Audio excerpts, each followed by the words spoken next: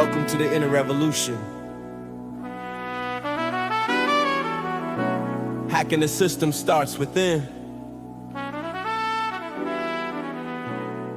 Listen close. Peace. Welcome back to Hacking the System.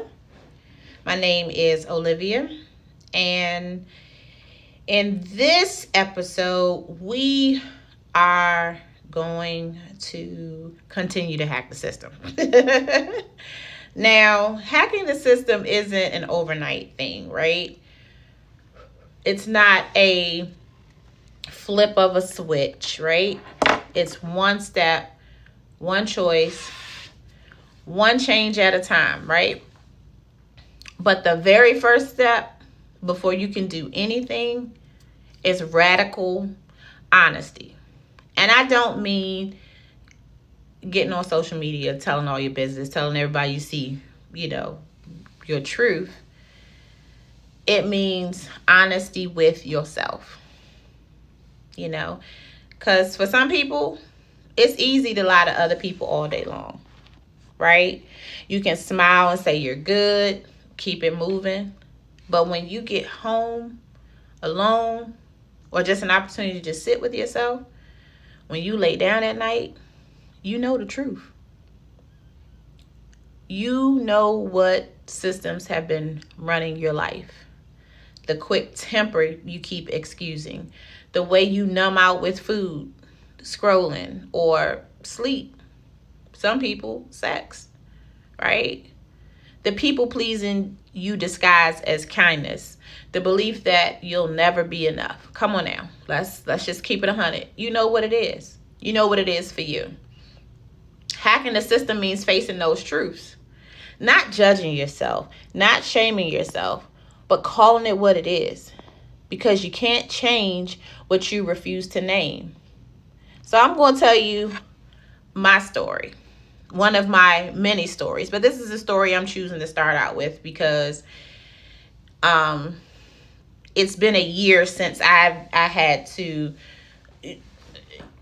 do this same thing for myself. Just keep it 100 with myself. And a few people that I trusted. But for me, that truth came when I had to admit that my little one, Journey, my 6-year-old, wasn't the issue, right? And I could tell you 50 million reasons why she was having temper tantrums and what she's experienced in her past, what she's seen, in our home. All of these things were the reasons why she was having these temper tantrums, right? Or that it's normal. This is just a phase, right? Her temper tantrums weren't the real problem. I was. I kept trying to fix her behavior by matching her energy. Like if she pop off, I'm going to pop off. If she crash out, I'm going to crash out. And if she raised her voice, I raised mine even higher. I thought that I was doing my best in that situation. I thought that I was correcting her, but really I was feeding the system, right? And you know what the truth was I had to face? It wasn't her I needed to fix.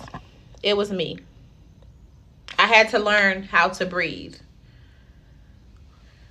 to pause, to not take a 5-year-old's meltdown as a personal attack or take it to heart like I'm a terrible mother. All the negative chatter that was going on in my head, or she's just a bad kid. She's just a terrible kid.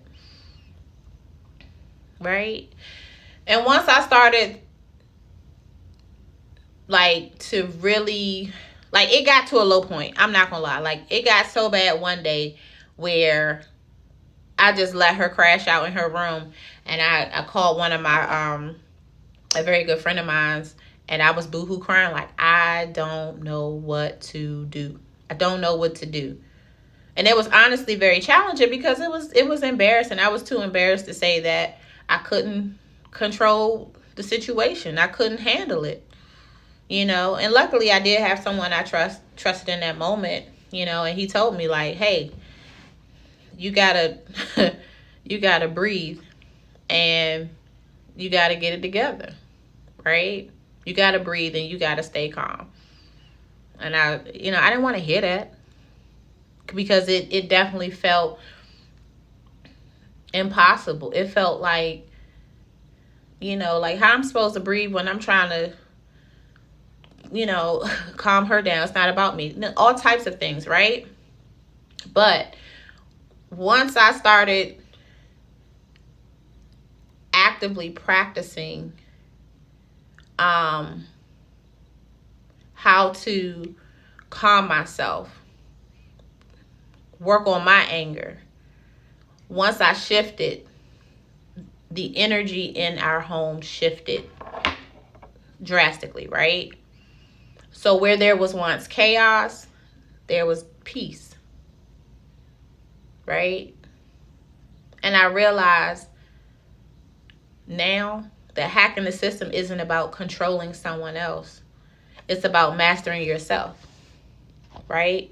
And it does not happen all at once. Like I said, this was a year ago, right? It does not happen all at once. It happens in the little moments.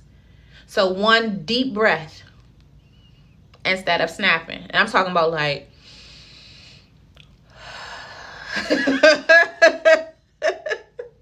or one pause before saying yes when you really mean no.